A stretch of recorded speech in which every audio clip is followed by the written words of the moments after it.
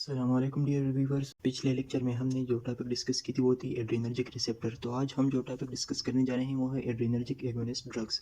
Adrenergic agonist drugs basically three types में divide की गई हैं। एक है डायरेक्ट एक्टिंग एगोनिस्ट ड्रग्स, एक है इनडायरेक्ट एक्टिंग एगोनिस्ट ड्रग्स और एक है मिक्स्ड एक्शन एगोनिस्ट ड्रग्स। तो एक एक ड्रग हम पढ़ेंगे, लेकिन डायरेक्ट एक्टिंग एगोनिस्ट में जो ड्रग्स आती है उसमें है epinephrine, norepinephrine, phenylephrine, methoxamine, oxymetazoline, clonidine, alpha methyl dopa, isoproterenol, albuterol, terbutaline, salmeterol, formoterol, mirabegron. Direct acting agonist में जो ड्रग्स आते हैं इसमें है एम्फेटामिन, टायरामीन और कोकेन। और सिमिलरली मिक्स्ड एक्शन एगोनिस्ट में जो ड्रग्स आते हैं उसमें है एपिड्रीन और सीडोएपिड्रीन। तो एपिनेफ्रिन और नॉरएपिनेफ्रिन जो है ये अल्फा और बीटा दोनों रिसेप्टर्स पे एक्ट करते हैं। मतलब ये mixed alpha beta agonist drugs है या न्यूरोट्रांसमीटर भी कह सकते हैं। फिनाइलिप्रीन और मिथॉक्सामीन जो है ये अल्फा 1 सेलेक्टिव है, ये सिर्फ अल्फा 1 रिसेप्टर पे एक्ट करते हैं। ऑक्सीमेटाजोलिन मिक्स्ड अल्फा रिसेप्टर, ये अल्फा 1 और अल्फा 2 दोनों पे एक्ट करते हैं। क्लोनिडीन और alpha methyl dopa alpha 2 selective है, ये अल्फा 2 रिसेप्टर पे एक्ट करते हैं। आइसोप्रोट्रिनोल मिक्स्ड बीटा है, ये बीटा 1, बीटा 2 और बीटा 3 तीनों पे एक्ट करता है।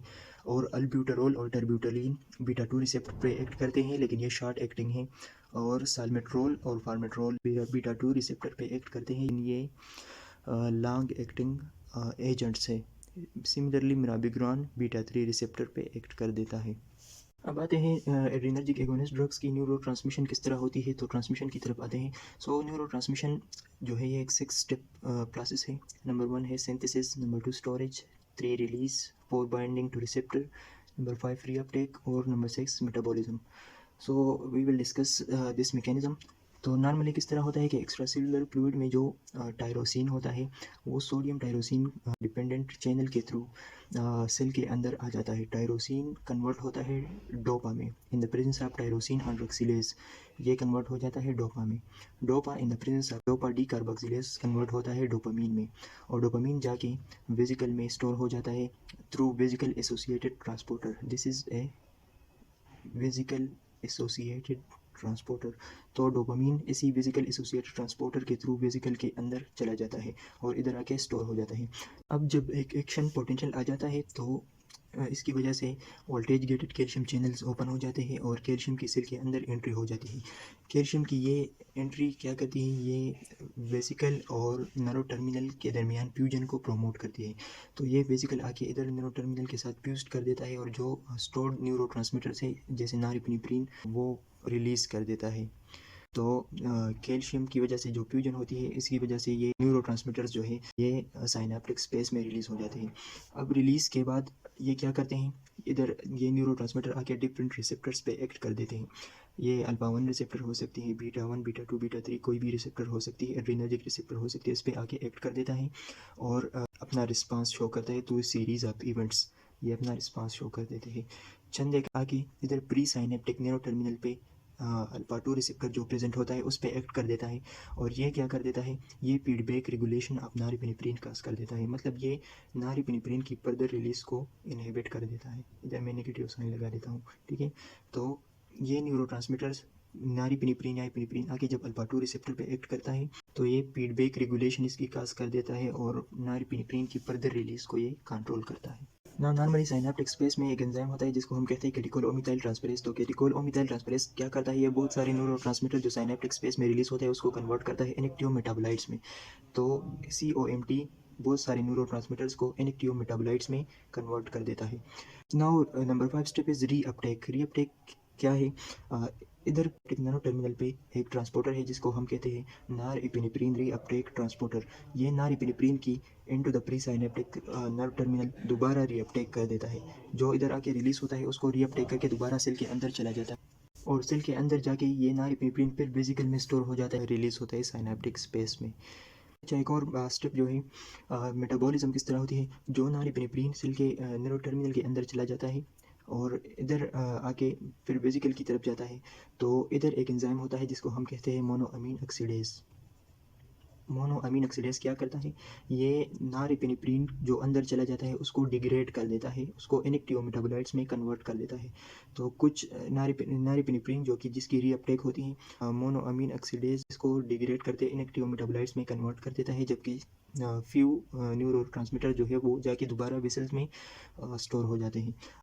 अब गवांतिडीन एक ड्रग है जो कि वेसिकल और नर्व टर्मिनल के दरमियान फ्यूजन को इनहिबिट कर देता है। जब ये फ्यूजन को इनहिबिट कर देता है तो न्यूरोट्रांसमीटर्स की रिलीज साइनेप्टिक स्पेस में नहीं होती, जतन इसका एक्शन इनहिबिट होगा।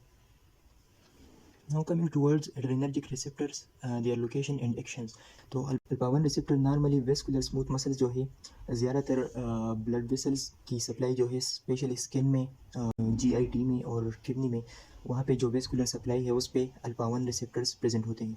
और अल्फा-1 रिसेप्टर उस पर क्या करते हैं, इधर ये ब्लड वेसल है, इस पे अल्फा-1 रिसेप्टर्स प्रेजेंट होते हैं। तो जब एक न्यूरोट्रांसमीटर आके इस पे एक्ट कर देता है तो इसकी कंस्ट्रक्शन काज कर देता है। जब ये इसी ब्लड वेसल्स पे ये एक्ट कर देता है तो इसकी कंस्ट्रक्शन काज कर देता है। कंस्ट्रक्शन इसकी इंक्रीज होगी तो resistance to blood flow increase होगी, और रेजिस्टेंस इंक्रीज होगी तो रिजल्टेंटली ब्लड प्रेशर इंक्रीज होगी। नंबर 2, अल्फा-1 रिसेप्टर्स हार्ट पे भी कंट्रैक्टिलिटी को इंक्रीज कर देते हैं। सिमिलरली आई में जाके प्यूपिलरी डायलेटर मसल्स है, उसको ये डायलेट कर देता है। इसी मसल्स को ये ब्लू कलर में जो शो किए गए हैं इनको ये फर्दर डायलेट कर देता है, जिसकी वजह से प्यूपल की साइज़ इंक्रीज हो जाती है। प्यूपल प्लेटन्स अगर ये इस तरह है तो ये इस तरह हो जाती है, प्लेट हो जाती है, और ये कंडीशन जो है ये पार विजन में हेल्प करता है। अब आते हैं यूरिथ्रल स्फिंक्टर की तरफ। तो जो यूरिथ्रल स्फिंक्टर है इस पे होते हैं अल्फा-1 रिसेप्टर, और जब न्यूरोट्रांसमीटर आके इस पे एक्ट कर देता है तो इसको कंस्ट्रिक्ट कर देता है और यूरिनेशन को डिक्रीज कर देता है।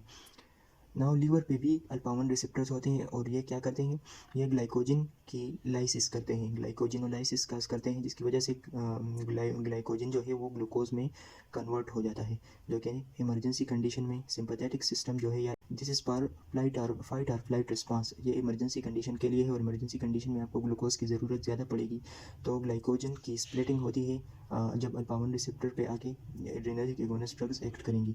अब now coming toward alpha two receptors. Alpha two receptors जो हैं एड्रेनर्जिक और cholinergic nerve terminals, presynaptic जो नर्व टर्मिनल्स है एड्रेनर्जिक और कोलिनर्जिक दोनों, इन इस पे जाके एक्ट करते हैं। जैसे हमने इधर डिस्कस कर दिया कि इधर जाके अल्फा-2 रिसेप्टर्स प्रेजेंट होते हैं जो कि नॉरएपिनेफ्रिन की फर्दर रिलीज को इनहिबिट करते हैं थ्रू फीडबैक रेगुलेशन। किडनी पे अल्फा-2 रिसेप्टर्स प्रेजेंट होते हैं जो कि रेनिन की सिक्रीशन को डिक्रीज कर देता है। रेनिन जाके जो अल्टीमेटली एंजियोटेंसिन 2 बनाने में हेल्प कर देता है, और एंजियोटेंसिन 2 जो है वो ब्लड प्रेशर को रेगुलेट कर देता है। तो इधर जब हम रेनिन की सिक्रीशन को इनहिबिट कर देते हैं तो ब्लड प्रेशर डिक्रीज होगी। नाउ पेनक्रियाटिक बीटा सेल्स जो है उस पर भी अल्फा-2 रिसेप्टर्स प्रेजेंट होते हैं, और ये क्या करते हैं, ये इंसुलिन की सिक्रीशन को डिक्रीज़ कर देते हैं। इंसुलिन की सिक्रीशन डिक्रीज़ होगी तो ग्लूकोज ज़्यादा क्वांटिटी में अवेलेबल होगी यूज़ करने के लिए।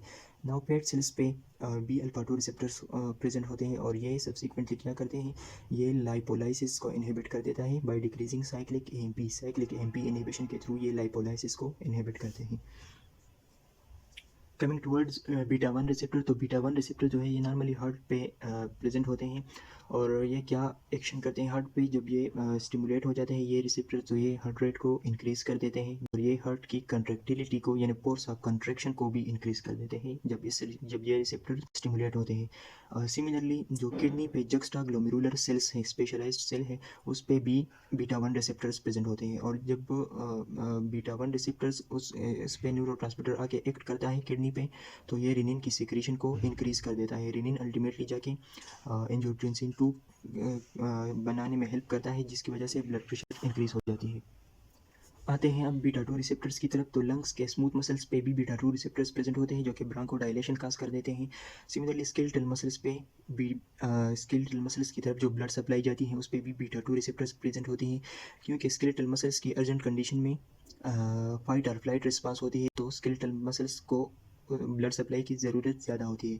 तो स्केलेटल मसल्स को जो ब्लड सप्लाई जाती है आर्टरीज, उस पे बीटा-2 रिसेप्टर्स होते हैं, और बीटा-2 रिसेप्टर्स जब ये स्टिमुलेट होते हैं न्यूरोट्रांसमीटर की वजह से तो क्या करते हैं, ये डायलेशन काज कर देते हैं। डायलेशन की वजह से वेस्कुलर रेजिस्टेंस डिक्रीज हो जाती है, जिसकी वजह से ब्लड फ्लो इंक्रीज हो जाती है और ब्लड प्रेशर डिक्रीज हो जाती है।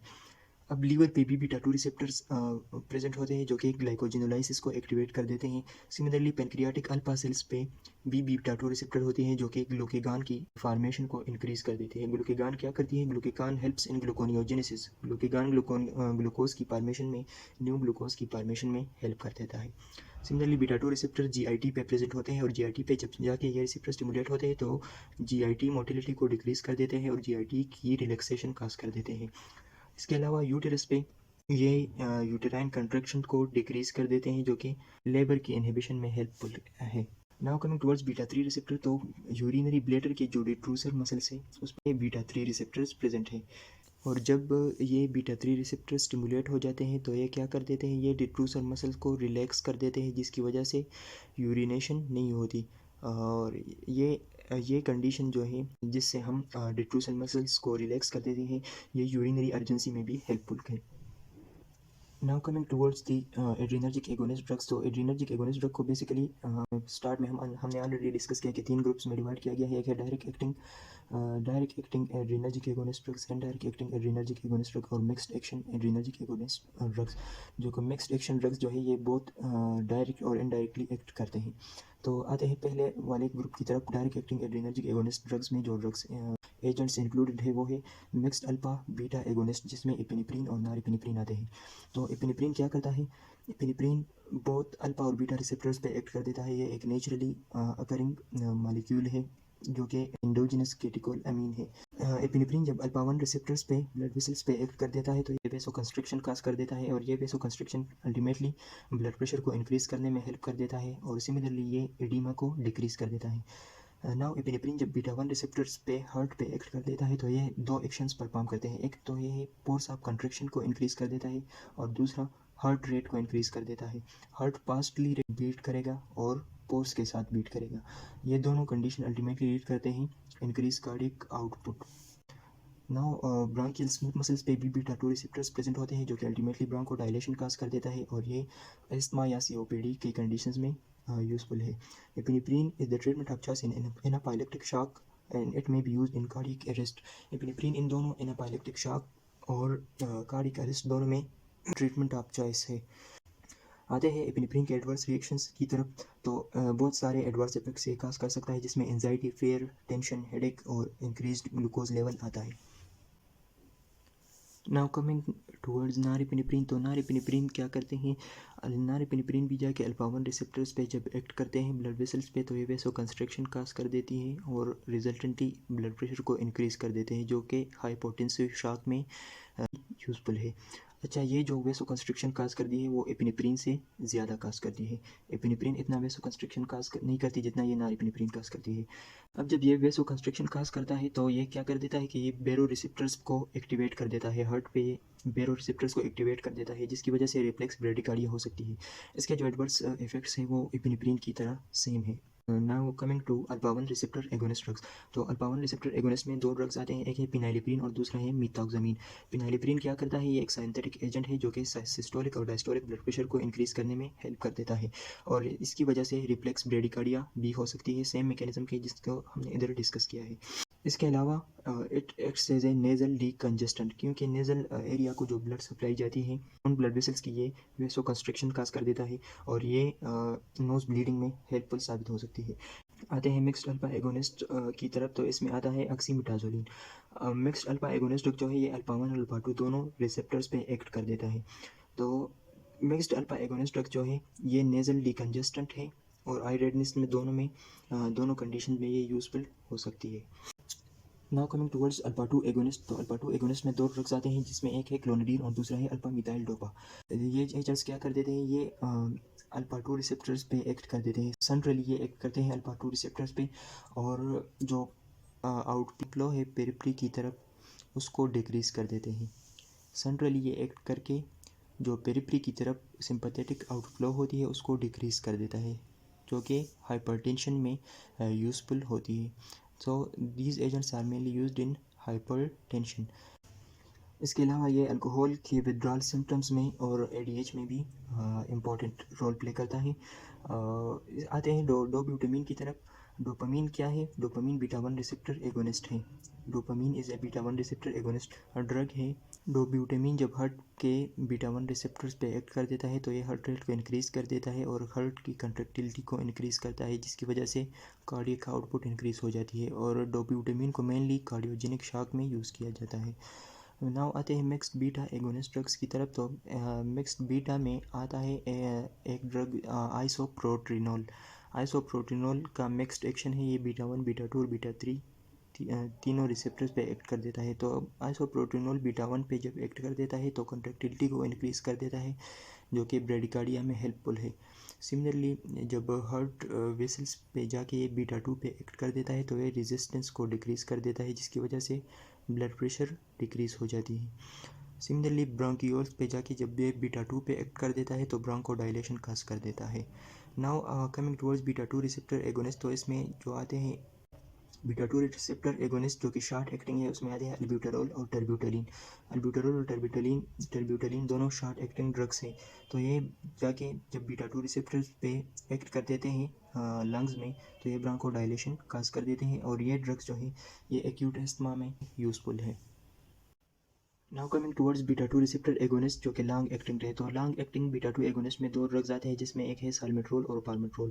ये दोनों क्या करते हैं? ये सस्टेन्ड ब्रोंकोडायलेशन काज कर देते हैं, जो कि नॉक्टर्नल अस्थमा में यूज़फुल है और इसकी इफिकेसी फर्दर इंक्रीज हो जाती है जबकि इन कम्बिनेशन विद कार्डिकोस्टेरॉइड्स यूज़ होते हैं। अगला जो है बीटा 3 रिसेप्टर एगोनिस्ट ड्रग्स में जो ड्रग आता है वो है मिराबिग्रान।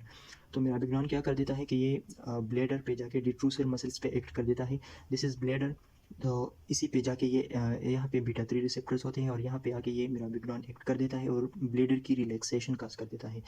तो ये ड्रग जो है ये ओवर रिएक्टिव ब्लेडर में यूज़फुल है, जो वो ब्लेडर जो कि ज़्यादा ओवर रिएक्टिव हो। Now coming towards the indirect acting adrenergic agonist drug, तो इसमें बेसिकली तीन ड्रग्स आते हैं, एक है एम्फेटामिन, एक है टायरामिन और एक है कोकेन।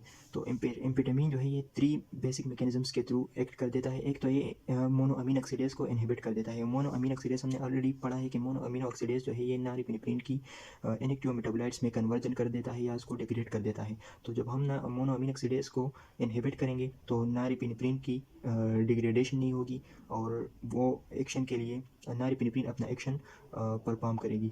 दूसरा जो इसका एक मैकेनिज्म दूसरे मैकेनिज्म के थ्रू जो ये एक्ट कर देता है वो है it causes the release of intracellular stores of catecholamine. तो ये इंट्रासेलुलर जो कैटेकोलामीन के डिफरेंट स्टोर्स है उसकी रिलीज में ये हेल्प कर देता है। और तीसरा जो इसका मैकेनिज्म है it is a weak reuptake transport inhibitor. Presynaptic nerve terminal पे जो एक ट्रांसपोर्टर था जो नॉरएपिनेफ्रिन और जो एड्रेनर्जिक न्यूरोट्रांसमीटर्स की रीअपटेक में इन्वॉल्व था।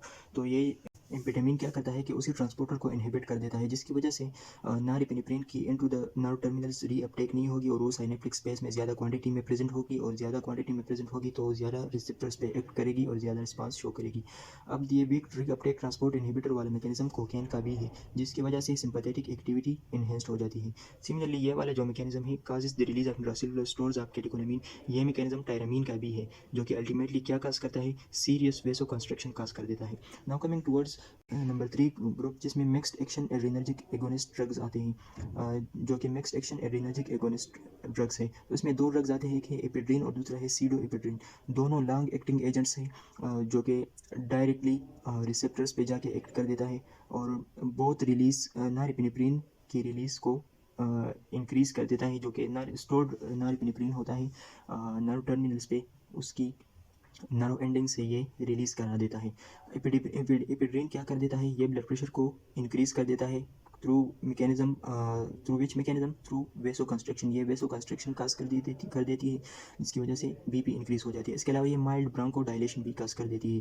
जबकि सीडोएपिड्रीन ऑन द अदर हैंड ये नेजल डिकंजेशन में नॉर्मली यूज़ होती हैं और ये जाके नेजल एरिया पे जो ब्लड वेसल्स है उसको उसकी कंस्ट्रक्शन काज कर देता है, जिसकी वजह से ये नेजल कंजेशन में यूज़फुल है। इसके अलावा सीडोएपिड्रीन के जो सीएनएस साइड इफेक्ट्स हैं वो कम है बनिस्बत एपिड्रीन के। So this was all about the adrenergic agonist drugs.